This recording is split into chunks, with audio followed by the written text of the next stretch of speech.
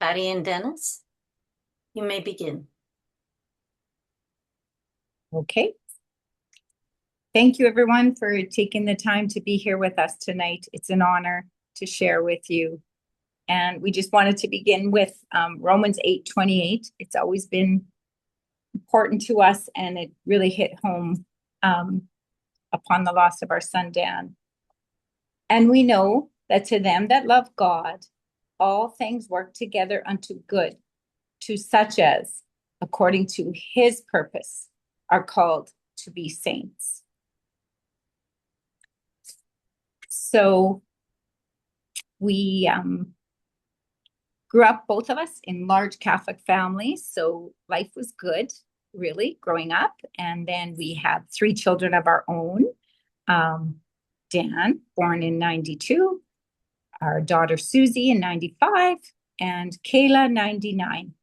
So life was simple. And we live on an acreage up in north central Saskatchewan, and everything seems to be rolling along pretty well. And then when Dan hit his teen years, he was always quite strong-willed. And, you always just pray that can be used for good, for sure. But he started to get into drugs, alcohol, hanging around with the wrong friends. You try to do the disciplining and all the things that work for most other people, but this just was going from bad to worse. And I remember even, before he hit that stage, taking a course at the library on how to recognize if your children are into drugs or alcohol. And I remember thinking, well, that we don't have to worry about that, but we should know this so in case any of their friends ever are. Anyhow, it just carried on.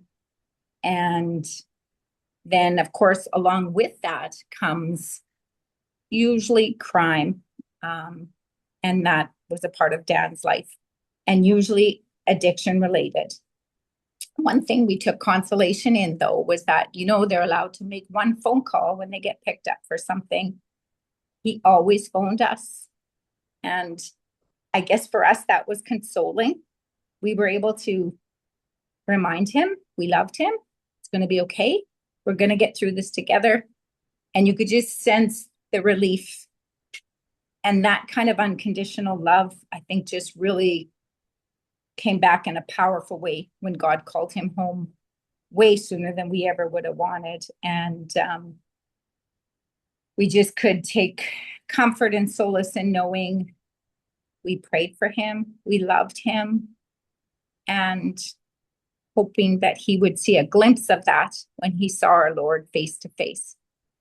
So about 10 days before Dan died, that was January of 2022.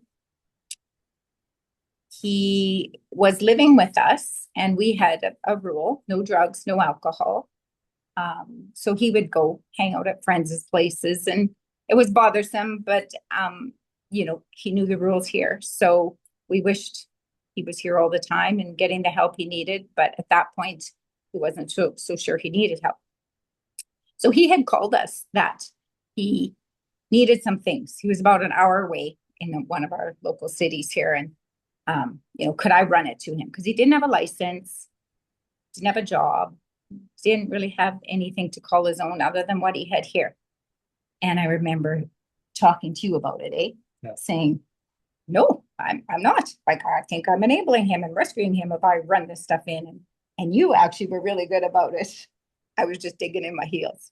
Yeah, I just felt she was being stubborn, and to me, it wasn't a big deal. Just you got a chance to see him then, and just go in and take the stuff. Yeah. So I did. I swallowed my pride and I said, okay, fine, I'll take it in. Chance to see him. So went in there, and it was only about an hour visit we had. I met up with him, and I think we went through a drive-through, and we were chatting away, and we wanted a boombox and some clothes and stuff. And it was an amazing hour. It was an hour that I hadn't seen that side of him for years and years and years, because any of you who have been involved with someone with addictions knows the real them goes missing, but this was the real Dan. It was like, wow, this is what it's like. when your child isn't an addict. And I remember coming home and saying to you, like, thank you for pushing me to go do this, because it was just amazing. And as God would have it, that was the last time I saw Dan alive. So it was just a really great memory that God blessed me with. And I just had to swallow a little pride. Go figure. So then 10 days later, Dan had been still in Lloyd, and we weren't home at the time. We were down helping your mom out down at Wilkie, just with some caregiving, which is a couple hours away. And Dan had, this friend of his had never been to our place. And so he said, I want to show you my home, like where I live, where I grew up. And it was kind of getting late, I think, late at night. And his friend was like, really? We got to drive out there now? And he was determined, as he always was. And she drove him out here, showed him home. And that's exactly where God took him, from our home. We got a call in the middle of the night then. We were down at your mom's, and that he had collapsed in our home and passed away of an accidental overdose. So obviously we were in shock, and we knew right away when it was the police number on our phone that this was serious, because otherwise, if it would have been Dan calling from somewhere, well, I mean, we would have got picked up again, but that's how we were kind of getting used to that. So then we thought we did the grace to say to the police officer, because he was standing right beside Dan, could you put the phone to his ear, and so we could pray with him. And so we said in Our Father, a Hail Mary, a Glory Be, and something along the lines of, Dan, if God's calling you home, go. And that was the end of that. We hopped in our vehicle, drove here. It was freezing rain. We were hoping to get here before they would take him away, because he had to have an autopsy and stuff, but he was gone by the time we got back home here. And as you all know, you're in shock. It's only by the grace of God that anybody can get through those next few days of planning a funeral and all of that, all the things that go with that. It's just kind of a blur. That whole first year, I think, for us was kind of a blur. But a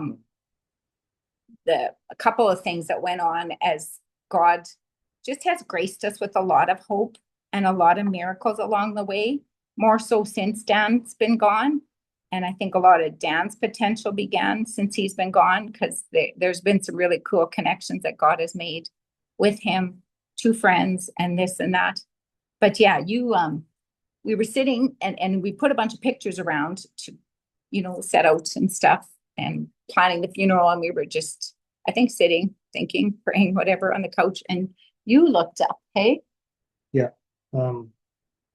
We had his picture and around the St. Michael statue here. And yeah, that's it. The statue. Anyway, I was sitting there and I was looking at it, and all of a sudden, out of the end of the sword, and this picture was pretty close, there were sparks coming out the end of the sword right to his heart. And so I grabbed my phone quick and I got a video of it. These sparks just seemed like it was coming out of right at the end of his sword, right towards his heart. In the picture. In the picture. And so it's just like, so I got a video of that. It's pretty cool. And that was one of the things that you just, like you say, you're just in shock. Yeah. Yeah. But I guess that was a hopeful sign for us that God does battle. Yeah. Okay. Yeah. Okay. That God does battle. Yeah. Through St. Michael and a lot of our heavenly helpers, both before we die and after. So there's always hope. Always hope. But yeah, exactly where Dan fell, collapsed, was in our entry. And we've always had a really strong connection with St. Therese, the little flower.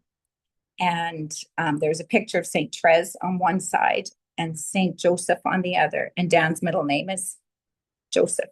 So, and I just sense as a mom that Mother Mary was there to just catch him and just take him home. So we spent many hours at the funeral home. I think we worked through a lot of our grief there, crying, praying, chatting, combing his hair, learning how to do a bunch of things that we wanted to do versus the funeral home people. Like maybe like this was all your idea. So it was really quite cool how. Yeah, I guess part of it I've always with funerals, it's kind of like I didn't want them workers.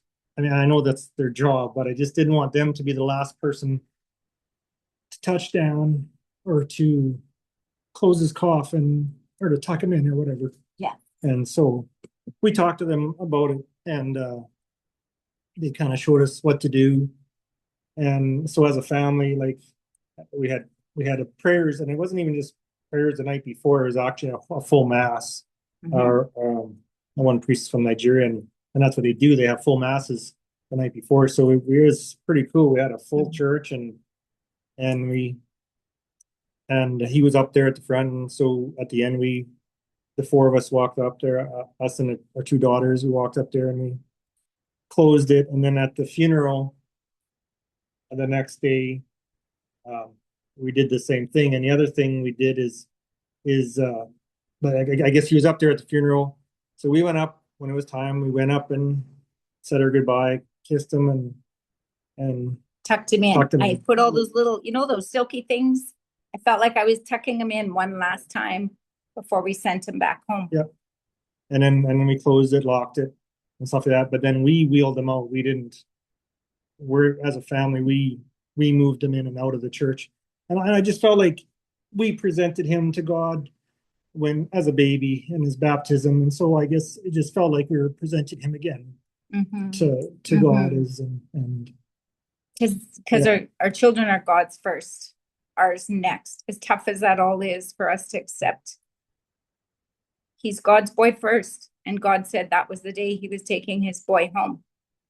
So we just tried to cooperate with God. We just really been blessed with a really strong faith, and we're so thankful that we went into this with a really strong faith.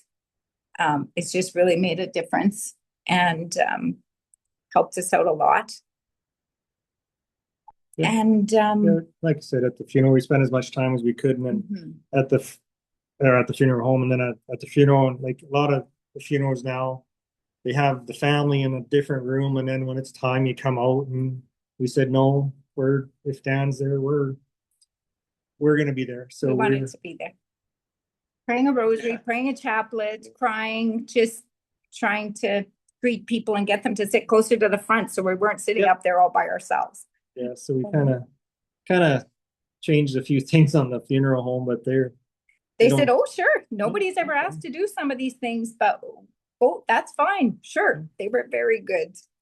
Yeah. And then, of course, you go through that process and feel like it's something you have to go through, but it's just all a part of the letting go and letting God. And then you lowered the casket. Yeah, when we took him, the cemetery is close, so we just basically walked over as a group. And then when we were putting it down to put the casket down again, I'm the one that put him down, sort of as his final resting place for now. For now, for sure. So then we carry on, and as you know, everything's a blur, and you don't know if you're ever going to see the sun come out again. But I remember about 6 months after Dan passed away, walking outside here, and we don't usually get butterflies that early up here. And all of a sudden, but I think it was even Mother's Day, the butterfly just started circling me as I was out walking. And I just took that as a little sign that God allowed Dan to say, hey, I'm still around. I'm still praying for you. And you pray for me, I'll pray for you. That's the deal, Dan and I, and you too, all of us. And then also I remember seeing something online where it said, maybe not tonight, tomorrow, or the next day, but everything is going to be okay. That was kind of a lightning bolt moment for me to just maybe accept a little bit more that, yeah, I wouldn't be seeing Dan till I step into eternity too.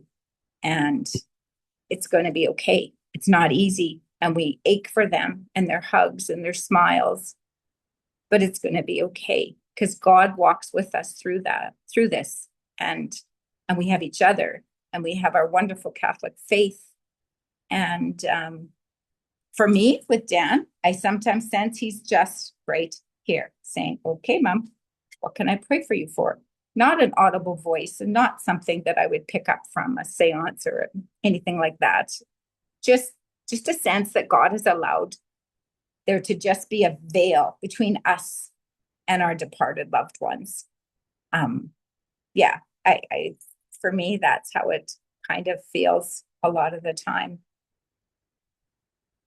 And then time went on, of course, and we carry on as best we can. But actually it was exactly 50 days after Dan died. And I didn't realize at the time, but someone reminded me, 50 symbolizes release and freedom. So, I mean, I'm not sure where Dan is on the path, if he's still trekking through purgatory, if he's arrived, but this was a really cool little miracle that God sent us. We had been trying to get into his cell phone and just in case there were some pictures of some friends and this and that, and we could never get the right passcode. We'd ask his friends and cousin and everybody, oh yeah, try this one. And then, as cell phones go, it would lock me out. So I just leave it for a few days and try it again. So I headed out here trying a few more.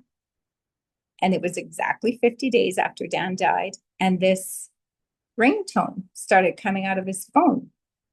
And it was a beautiful heavenly sound. If you want to check it out, it's called Early Riser. Early Riser, go figure. And it just went on and on and on. And then it stopped. And I know Dan would never have put that ringtone in his phone. I would have been shocked if he would have anyhow. It was just a really cool little heavenly message that this is all about freedom and release. And whenever we would go to a retreat, we would always ask all three of our adult children, what can we pray for you for? Or if we're going before the Blessed Sacrament and adoration, Dan would always say, Mom, can you pray for me to be at peace and happiness? At peace and happiness. I'm like, sure, Dan, for sure. So as we know, people in his situation are never really at peace and never really happy. But I do believe, as I work through grief with time and God's mercy and love, that Dan has found peace and happiness, that God has answered my prayer. Not the way I would have wanted for sure, but I'm not God. Thanks be to God, because I would have screwed it up for sure. God knows what he's doing. He knows what he's doing. He can be trusted with his children, as hard as that is. So then there are a few other miraculous things, you guys, that went on. A friend of mine who really didn't know our history with Dan and what he had been going through and the chaos that addictions brings to a family. She knew he had passed away, and I had sent her an obituary card.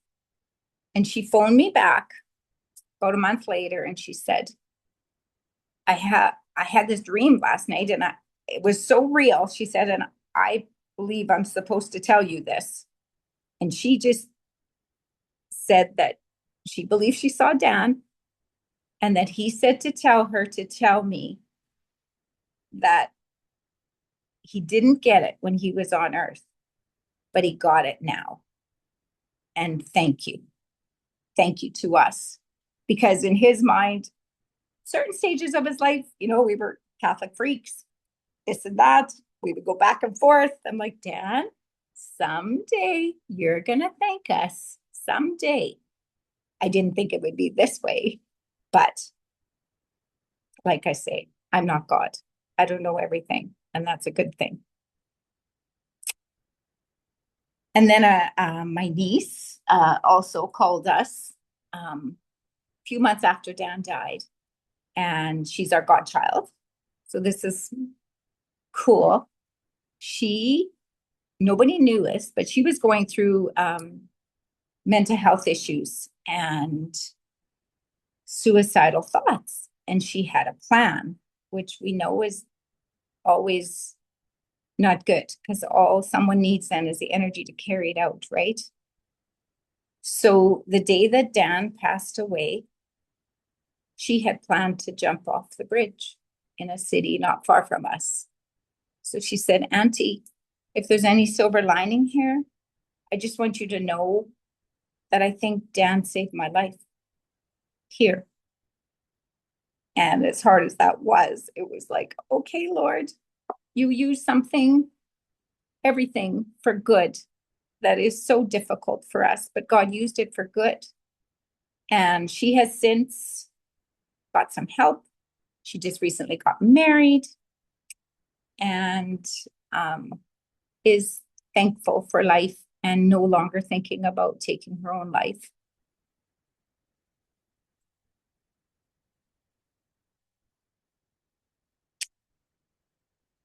The other thing that we did with a lot of Dan's friends, because there were a lot, Dan was the man. He was the guy that when he walked into a party, everybody just kind of stood at attention, and Dan's here. Okay. I don't know if that was always a positive thing or not, but anyhow. So a lot of them really struggled. Yeah, he definitely the life of the party. So we made up these prayer cards with that very saying on it. Maybe not tonight, tomorrow, or the next day, but everything's going to be okay. And some bracelets, and put his picture on it, as Den's sister did with her son as well, who passed away, our nephew, the next year. And we got them all blessed, handing them out. It just felt like we were doing a bit of an outreach to all of them, because so many of them, as I'm sure a lot of you know, a lot of our young people are like, we were fortunate. We were raised in a good, strong Catholic home, but for a lot of them, they don't have a clue.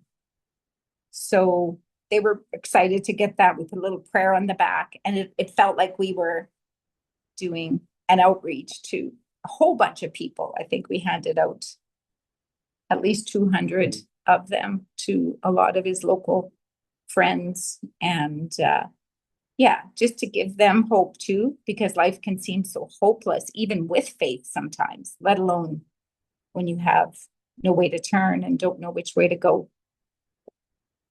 So, yeah. There's that's if you know the video thing. Is that too? If people want to see that. Oh, yeah. Yeah, we could put our contact in, or if we can do that after No, like the slideshow. Slideshow. Oh, yeah. Yeah. Sorry. Yeah, and that's would be under Daniel Fenrich. If you want to check out on YouTube, the slideshow, put a face to who we're talking about here. Because, you know, parents' bragging rights never end, really. You know, it's only 10 minutes. So if you have the time, feel free to check it out. So the other thing that's really helped us is, I don't know if any of you ever heard of Catholic in Recovery. It's like Al-Anon, AA, this and that, but it's a lot of virtual groups, but there's also in-person groups. I think it was started by a fellow, Scott Weeman, down in California. But yeah, very, very helpful before Dan died, and now we're still involved with it. Just, you know, you become a family and you incorporate Catholic Church teaching into all of that. Yeah, so that's been really helpful. Our faith, daily mass, when you're off work, I go every day, pray the rosary, the chaplet, the saints. There's so much to learn in our faith that can be comforting and helpful. And oh yeah, lots and lots of masses. When, they were asking about donations, and people would ask, well, we'd like to get you a star in the sky or a tree in Timbuktu. No offense, but that isn't going to help us much or Dan get to heaven. So as a result, he has had well over 400 masses offered up for him now and still counting. And so I think payback is big, hey? Like, so we call on him lots and lots and lots. Okay, Dan? Like, we need help down here. You can see it better than us now, what's all going on. And so yeah, I think that's been really comforting for us to call on him, to call on Jesus for us.